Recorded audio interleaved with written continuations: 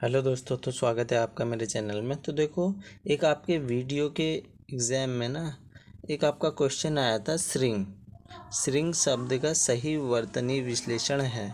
तो आज हम देखेंगे वर्तनी विश्लेषण को और इसका उत्तर ऑप्शन नंबर बी ही क्यों है इसको जानेंगे। ठीक है ना, क्यों है। तो देखो, जब भी बात आएगी आपकी वर्तनी विश्लेषण की, ठीक है ना, वर्तनी विश्लेषण होता क्या है, आप स्वर और व्यंजन को अलग अलग कर देते हो। सीधा सा अंतर यही समझ लेना आप, ठीक है, सिंपल भाषा में एकदम। ठीक है, अब इसका आंसर ऑप्शन नंबर बी ही क्यों है। अब देखो, कभी आप अगर लिखोगे कवि, तो ये तो बहुत आसान है भैया, आप कवि तुरंत लिख जाओगे। क लिख दोगे, इसमें हलद लगाना ज़रूरी है क्योंकि क प्लस अ आप अलग अलग कर रहे हो ना स्वर और व्यंजन को, तो क प्लस अ मिलके बनाते हैं आपका पूरा क। प्लस ये हलंत लगाना ज़रूरी है क में, तभी तो ये आपका एक वर्ण हो जाएगा ना। ठीक है, फिर देखो, अब आप इसमें वो रख दो, वो में हलंत लगा दिया, प्लस यहाँ पे आपको छोटी ई की मात्रा दिख गई तो आपने छोटी ई लगा दिया। ये आपका पूरा कवि हो गया, ये आपका वर्तनी विश्लेषण हो गया। अब ध्यान रखना, ये तो बहुत आसान है, जो हर किसी को आ जाएंगे।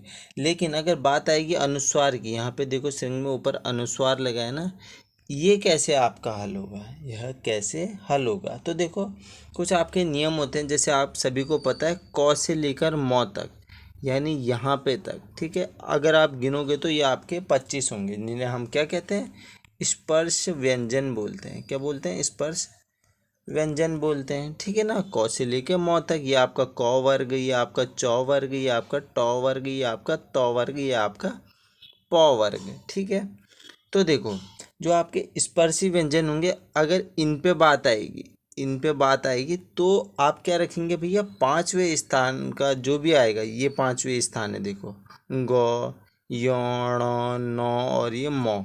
ठीक है, ये हैं पांचवें स्थान। अब इसके बाद आपके आते हैं अंतः स्थ व्यंजन, जो आपके होते हैं क्या, य, र, ल, व। ठीक है, ये चार होते हैं अंतस्थ, य, र, ल और व। इनमें क्या लगेगा भैया, इनमें और ऊष्म व्यंजन, जो आपके श और ये वाला आपका श होता है। ठीक है, ये वाला श और ह। ठीक है, ये चार होते हैं आपके, और इनमें भी क्या लगेगा, आपका मौ लगेगा। ठीक है, ये जैसे भी आ जाएंगे तो आपका मौ लग जाएगा भैया। ठीक है, अब इसको हम डिटेल में समझते हैं कैसे लगेगा। मान लीजिए आपने लिखा भैया संदीप, ठीक है, संदीप लिखा या संजय लिख लिया मान लो, या संयोग, कुछ भी आपके जो मन में आ रहा है। ठीक है, चलो सबसे पहले संजय लिख लेते हैं, संजय, संजय। अब इस संजय को मैंने लिख लिया भैया। ठीक है ना, क्या मैं संजय को ऐसे लिख सकता हूँ, संजय, आप हाँ या ना में जवाब दीजिए, संजय लिख सकता हूँ, नहीं लिख सकता हूँ। अब क्यों नहीं लिख सकता हूँ, इसके पीछे का रीज़न समझो। क्योंकि देखो, यहाँ पे लगा तो आपका अनुस्वार है, लेकिन जब हम इसको तोड़ेंगे, यानी इसका वर्तनी विश्लेषण करेंगे, तो ये आपका ऐसे हो जाएगा, संजय। क्या ये आपका सही है, हाँ ये भी आपका सही है। अब कैसे सही है, तो ये देखो, ठीक है, क्योंकि आप अगर संजय को तोड़ते हो तो ये आपका आ जाएगा 100, चलिए नीचे लिख देते हैं, ये आपका आ जाएगा 100 प्लस और, ठीक है, अब क्या आएगा भैया, यहाँ पे 100 प्लस और ये पूरा 100 आ गया। अब इसके ऊपर है बिंदु, अब बिंदु वाला आएगा, यानी अनुस्वार आएगा। अब अनुस्वार के बाद है आपका जौ, यहीं से समझना चीज़ों को। अनुस्वार के बाद है जौ, और जौ कहाँ पे आया है, आपके चौ वर्ग में आया है ये। तो जो भी आपका चौ वर्ग का पांचवा होगा, ये यहाँ पर ऑटोमेटिक आ जाएगा। ठीक है, ये आ जाएगा, यानी प्लस आपका यूँ आ जाएगा, ऐसे करके। ठीक है, आपने लिख दिया, इसके नीचे आपने हलंत लगा दिया। ठीक है, अब बढ़ते हैं आगे की, प्लस अब आपका आएगा जौ। ठीक है, जौ आ गया, फिर आपका क्या आएगा, हलंत प्लस और प्लस यौ के नीचे हलंत प्लस और, ये आपका हो गया संजय। इसीलिए मैंने आपसे बोला था ये वाला संजय भी आपका सही है। ठीक है, ये वाला संजय भी आपका सही है, समझ गए। चलिए आप देखो, आपने लिखा संदीप, ठीक है, आपने संदीप लिखा। अब आपने भैया संदीप लिख दिया। चलिए अब आपने संदीप लिख दिया, तो क्या आप संदीप ऐसे भी लिख सकते हैं? जी हाँ, ऐसे भी लिख सकती हो आप संदीप। क्यों लिख सकती हो? क्योंकि आपको मैंने क्या बताया था। चलो पहले इसका वर्तनी विश्लेषण करते हैं, इसे आप अच्छे से समझोगे। जैसे आपने 100 लिखा, इसके नीचे हलंत लगा दिया, प्लस ओ कर दिया। अब आप आ जाओ भैया यहाँ पे इस बिंदु में, यानी अनुस्वार में आ जाओ। इसके आगे क्या है? दो, तो यहाँ पे आपने देखा दो। अब यहाँ पे पाँचवें में क्या है? 9, आपने लगा दिया 9। ठीक है, हलंत लगा दिया। ठीक है, हलंत लगा दिया, प्लस दो लगा दिया, फिर यहाँ पे ई की मात्रा आ गई, प्लस ई लगा दिया आपने। ठीक है, प्लस ई लगा दिया, फिर प्लस पौ में हलंत प्लस ओ, ये आपका हो गया संदीप। इसीलिए हम संदीप को ऐसे भी सही मानते हैं।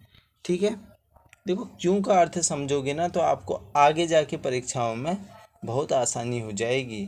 ठीक है ना। चलो और क्या बचा भैया?